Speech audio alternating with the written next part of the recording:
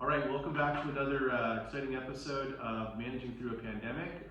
One of the arts of good communication, one of the arts of good government is communication, and we'll try to get that correct next week, obviously. Yes. Today is Friday the 29th. It's about 9:30 in the morning.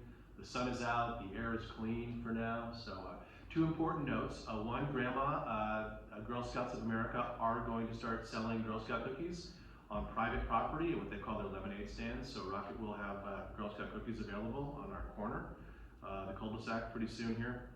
And then Rocket, I was helping her with some homework last night. She said, "Papa, do you know that the thumb is not a finger?" And I said, I did know that. It's a different appendage. And she said, "Yes, I learned that in physics class today." So I just wanted to thank the school district for helping with physics and anatomy and all the rest. So, Great. So we are in storm mop-up phase. The chief will tell you a little bit about that in a second. I want to talk about the COVID vaccine. The punchline, as I'm sure you've heard, is that there's not enough quantity coming to Monterey County. The supervisors wrote to the governor yesterday about increasing the quantity, also ensuring that when the workers come from Yuma, the farm workers in about a month from now, late February, early March, that they're vaccinated before they get here. Just some interesting highlights. We have about 440,000 residents in the county. About 48,000 of them are 75 or older, and about an additional 38,000 are 65 to 75. Those are our demographics. And as you've read in the Pine Cone, some of those residents are traveling to the South Bay and East Bay to get vaccinated, which is very, very unfortunate because we're only receiving between 4,000 and 5,000 vaccines a week. And at that week, it's going to take us, 100 weeks, 2 years to get our county vaccinated. Just not acceptable. The Monterey County Office of Emergency Services has identified 32 vaccination sites. They're under contract. Unfortunately, they won't tell us the locations. Unfortunately, they did not coordinate, Paul, with you, with me, with the other city managers. So we're working with them to try to identify those vaccination sites and also develop an effective communications plan. Yeah, and on top of that, we're trying to become one of those sites, right? We sure are, yep. So we've got the certification process completed through the county for our paramedics to administer the vaccine. They'll be getting the training next week, and then we're hoping to start that in the next by mid-February, being able to do it. Right. But again, the issue is the number of vaccines available for distribution. Right. Not so much the sites, but again, it'd be nice to be included on that list, and maybe we are, we just don't know because we haven't seen it. Yeah, we don't know. It's a black box, unfortunately, and that's really kind of the worst approach. I mean, I think about our school district. We get a couple of simple text messages on a daily basis, and it's a very effective communication. The free lunches and what's closed, what's opening, what's happening, and I'm not sure why we can't simplify the communication message.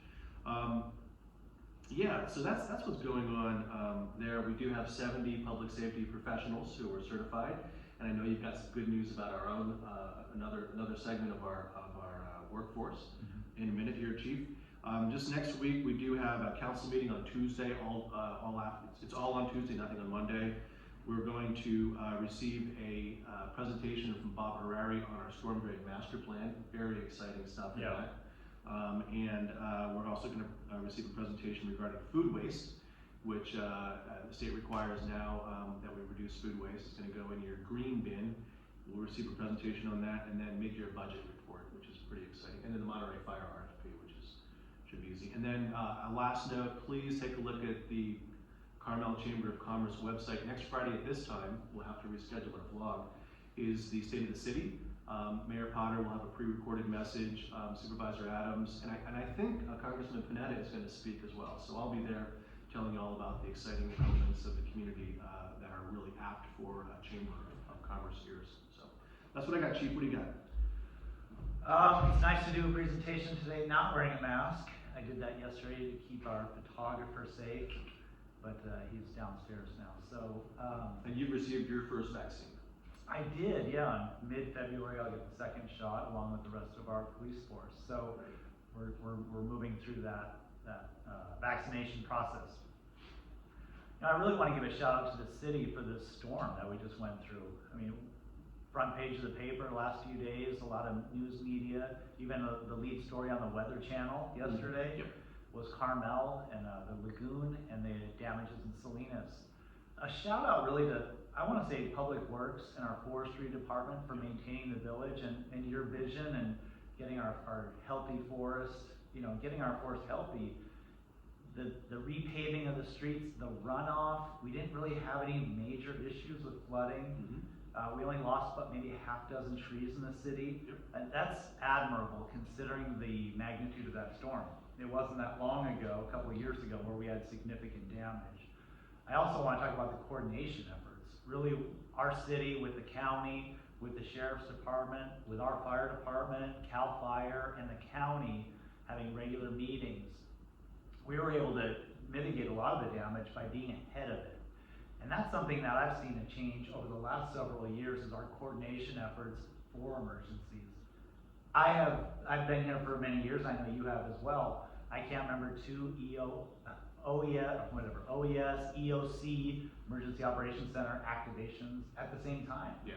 I mean, we're running two major incidents with the pandemic and then the storms through our EOC.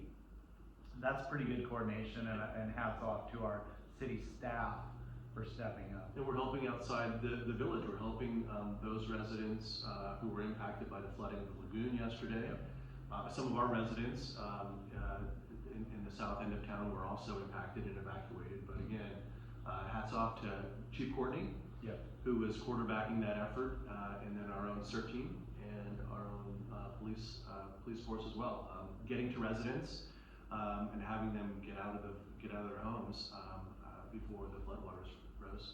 We were able to assemble our CERT team to go out door to door in the lagoon area in the evacuated area in under an hour. Wow. That's pretty good. So our communication was fantastic. We were ahead of it. And that's what helped save lives and get people to safety. So again, hats off to a lot of people who managed this storm and got us through it. So we're preparing for another storm coming this weekend, but the National Weather Service says it's going to be the Bay Area, not us. So we have some time to dry out and clean up for future storms, which we expect. And our paramedics. I said that already, didn't I? Earlier. Yeah, our paramedics are now certified to administer the vaccine. Next week they'll be doing the training, and by mid-February we hope to be a site to administer the vaccine locally. And all we need is the vaccine doses. Yep. Got it. Right on. All right, well, stay warm and dry, and wear your mask, and take good care. Take good care.